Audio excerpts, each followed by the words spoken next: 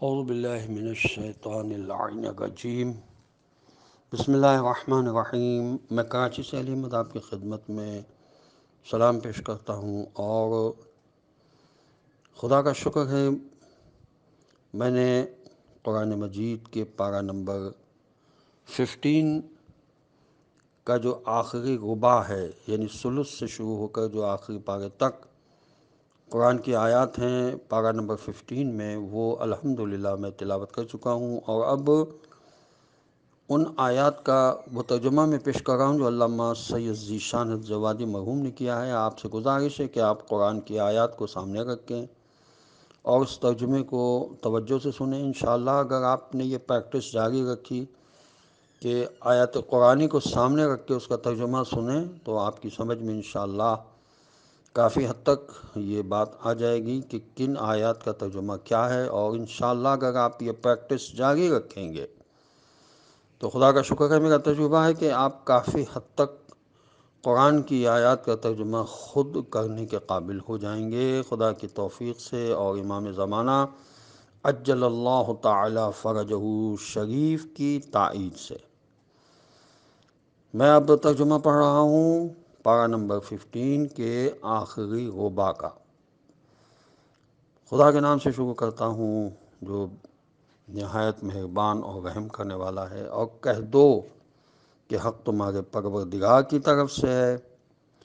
اب جس کا جی چاہے ایمان لے آئے اور جس کا جی چاہے کافر ہو جائے۔ ہم نے یقیناً کافرین کے لیے اس آگ کا انتظام کر دیا ہے جس کے پردے چاروں طرف سے گھیرے ہوں گے، اور وہ فریاد بھی کریں گے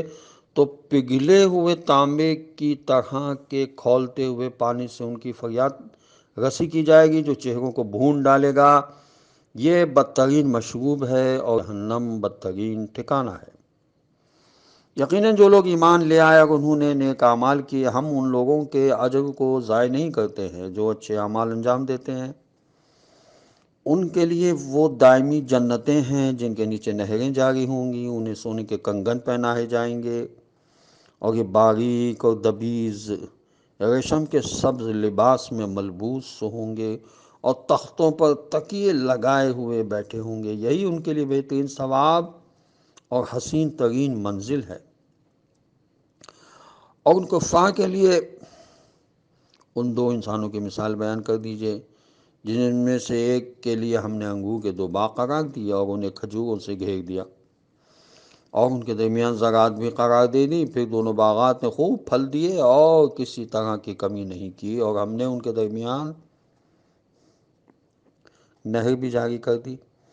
اور اس کے پاس پھل بھی تھے۔ تو اس نے اپنے غریب ساتھی سے بات کرتے ہوئے کہا کہ میں تم سے مال کے اعتبار سے بڑھا ہوا ہوں اور افراد کے اعتبار سے بھی زیادہ باعزت ہوں۔ وہ اسی عالم میں کہ اپنے نفس و ظلم کر رہا تھا اپنے باغ میں داخل ہوا اور کہنے لگا کہ میں تو خیال نہیں کرتا ہوں کہ یہ کبھی تباہ بھی ہو سکتا ہے، اور میرا گمان بھی نہیں ہے کہ کبھی قیامت قائم ہوگی، اور پھر اگر میں پروردگار کی بارگاہ میں واپس بھی گیا تو اس سے بہتر منزل حاصل کر لوں گا۔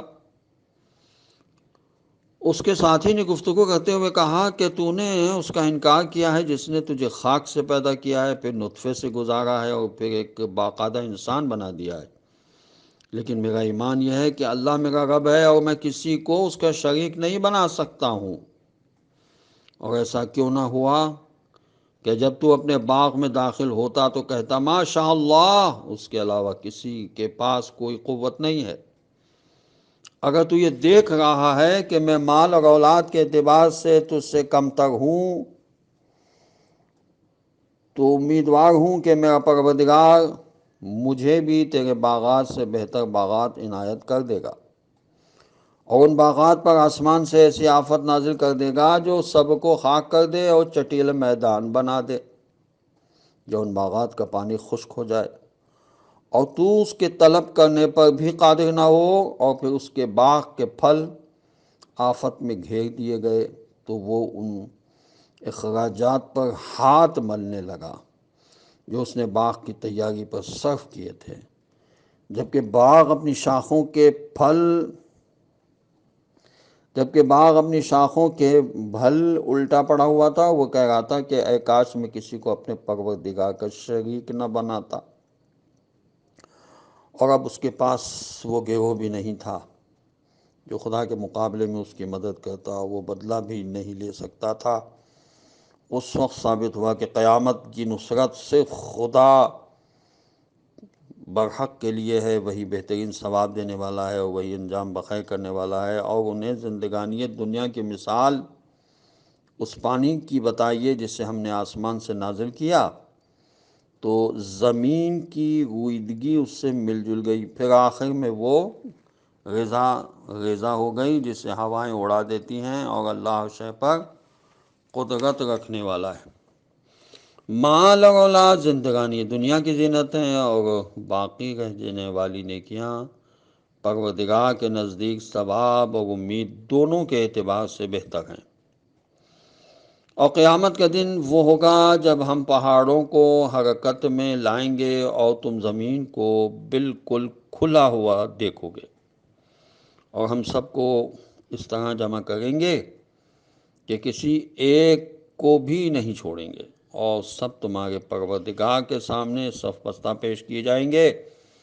اور ارشاد ہوگا کہ تم آج اسی طرح آئے ہو جس طرح ہم نے پہلی مرتبہ تمہیں پیدا کیا تھا، لیکن تمہارا خیال تھا کہ ہم تمہارے لیے کوئی وعدہ گاہ نہیں قرار دیں گے۔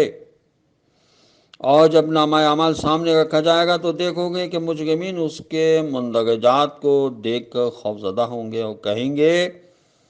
کہ ہائے افسوس، اس کتاب نے تو چھوٹا بڑا کچھ نہیں چھوڑا ہے، اور سب کو جمع کر لیا ہے، اور سب اپنے اعمال کو بالکل حاضر پائیں گے۔ اور تمہارا پروردگار کسی ایک پر بھی ظلم نہیں کرتا ہے۔ اور جب ہم نے ملائکہ سے کہا کہ آدم علیہ السلام کو سجدہ کرو تو ابلیس کے علاوہ سب نے سجدہ کر لیا کہ وہ جنات میں سے تھا۔ پھر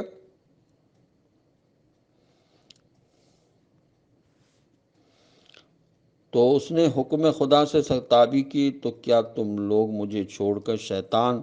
اور اس کی اولاد کو اپنا سرپرست بنا رہے ہو،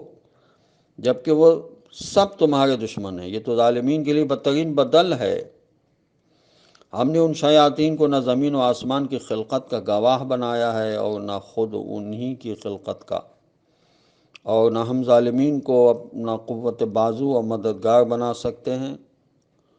اور اس دن خدا کہے گا کہ میرے ان شریکوں کو بلاؤ جن کی شرکت کا تمہیں خیال تھا،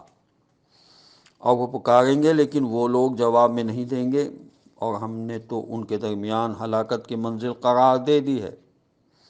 اور مجرمین جب جہنم کی آگ کو دیکھیں گے تو انہیں یہ خیال پیدا ہوگا کہ وہ اس میں جھونکے جانے والے ہیں، اور اس وقت اس آگ سے بچنے کا کوئی انہیں راستہ بھی نہیں ملے گا۔ اور ہم نے اس قرآن میں لوگوں کے لیے ساری مثالیں الٹ پلٹ کر بیان کر دی ہیں، اور انسان تو سب سے زیادہ جھگڑا کرنے والا ہے۔ اور لوگوں کے لیے ہدایت کے آ جانے کے بعد کون سی شے مانع ہو گئی ہے کہ یہ ایمان نہ لائیں اور اپنے پروردگار سے استغفار نہ کریں، مگر یہ کہ ان تک بھی اگلے لوگوں کا طریقہ آ جائے یا ان کے سامنے سے بھی عذاب آ جائے۔ اور ہم تو رسولوں کو صرف بشارت دینے والا اور عذاب سے ڈرانے والا بنا کر بھیجتے ہیں، اور کفار باطل کے ذریعے جھگڑا کرتے ہیں کہ اس کے ذریعے حق کو برباد کر دیں، اور انہوں نے ہماری نشانیوں کو اور جس بات سے یہ ڈرائے گئے تھے سب کو ایک مذاق بنا لیا ہے۔ اور اس سے بڑا ظالم کون ہوگا جسے آیت الہیہ کی یاد دلائی جائے اعراض کرے اور اپنے سابقہ اعمال کو بھول جائے۔ ہم نے ان کے دلوں پر پردے ڈال دیے ہیں کہ یہ حق کو سمجھ سکیں، اور ان کے کانوں میں بہرا پن ہے، اور اگر آپ انہیں ہدایت کی طرف بلائیں گے بھی تو یہ ہرگز ہدایت حاصل نہ کر سکیں گے۔ آپ صلی اللہ علیہ وسلم کا پروردگار بڑا بخشنے والا اور صاحب رحمت ہے۔ وہ اگر ان کے اعمال کا مواخذہ کر لیتا تو فوراً ہی عذاب نازل کر دیتا، لیکن اس نے ان کے لیے ایک وقت مقرر کر دیا ہے جس وقت اس کے علاوہ یہ کوئی پناہ نہ پائیں گے، اور یہ وہ بستیاں ہیں جنہیں ہم نے ان کے ظلم کی بنا پر ہلاک کر دیا ہے، اور ان کی ہلاکت کا ایک وقت مقرر کر دیا تھا۔ اور اس وقت کو یاد کیجئے جب موسیٰ علیہ السلام نے اپنے جوان سے کہا کہ میں چلنے سے باز نہ آؤں گا یہاں تک کہ دو دریاؤں کے ملنے کی جگہ پر پہنچ جاؤں، یا یوں ہی برسوں چلتا رہوں۔ پھر جب دونوں مجمع البحرین تک پہنچ گئے تو اپنی مچھلی چھوڑ گئے،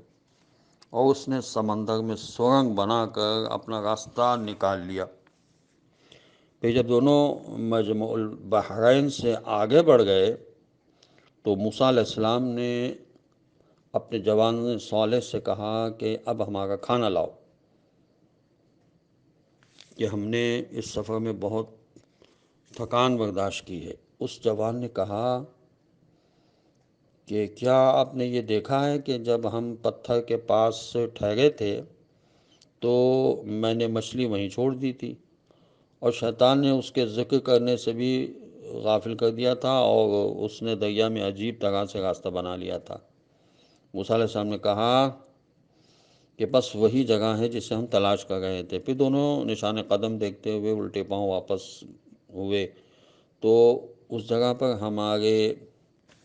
بندوں میں سے ایک ایسے بندے کو پایا جسے ہم نے اپنی طرف سے رحمت عطا کی تھی، اور اپنے علم خاص میں سے ایک خاص علم کی تعلیم دی تھی۔ موسیٰ علیہ السلام نے اس بندے سے کہا کہ کیا میں آپ کے ساتھ رہ سکتا ہوں، کہ آپ مجھے اس علم میں سے کچھ تعلیم کریں جو رہنمائی کا علم آپ کو عطا ہوا ہے۔ تو اس بندے نے کہا کہ آپ میرے ساتھ صبر نہ کر سکیں گے، اور اس بات پر کیسے صبر کریں گے جس کی اطلاع آپ کو نہیں ہے؟ تو موسیٰ علیہ السلام نے کہا کہ آپ انشاءاللہ مجھے صابر پائیں گے، اور میں آپ کے کسی حکم کی مخالفت نہیں کروں گا۔ اس بندے نے کہا کہ اگر آپ کو میرے ساتھ رہنا ہے تو بس کسی بات کے بارے میں اس وقت تک سوال نہ کریں جب تک میں خود اس کا ذکر نہ شروع کر دوں۔ بس دونوں چلے، یہاں تک کہ جب کشتی میں سوار ہوئے تو اس بندے خدا نے اس میں سوراخ کر دیا۔ موسیٰ علیہ السلام نے کہا کہ کیا آپ نے اس لیے سوراخ کیا ہے کہ سواریوں کو ڈبو دیں؟ یہ تو بڑی عجیب و غریب بات ہے۔ اس بندے خدا نے کہا کہ میں نے نہ کہا تھا کہ آپ میرے ساتھ صبر نہ کر سکیں گے۔ موسیٰ علیہ السلام نے فرمایا کہ خیر، جو فرگزاشت ہو گئی اس کا مواخذہ نہ کریں، اور معاملات میں اتنی سختی سے کام نہ لیں۔ پھر دونوں آگے بڑھے، یہاں تک کہ ایک جوان نظر آیا، اور اس بندہ خدا نے اسے قتل کر دیا۔ موسیٰ علیہ السلام نے کہا کہ کیا آپ نے ایک پاکیزہ نفس کو بغیر کسی نفس کے قتل کر دیا ہے؟ یہ تو بڑی عجیب سی بات ہے۔ خدا کا شکر ہے یہاں پر ترجمہ مکمل ہوا۔ خداوند عالم کی بارگاہ میں دعا ہے کہ پروردگار ہمیں قرآن پڑھنے، سمجھنے اور اس پر عمل کرنے کی توفیق نصیب ہو۔ والسلام علیکم ورحمۃ اللہ وبرکاتہ۔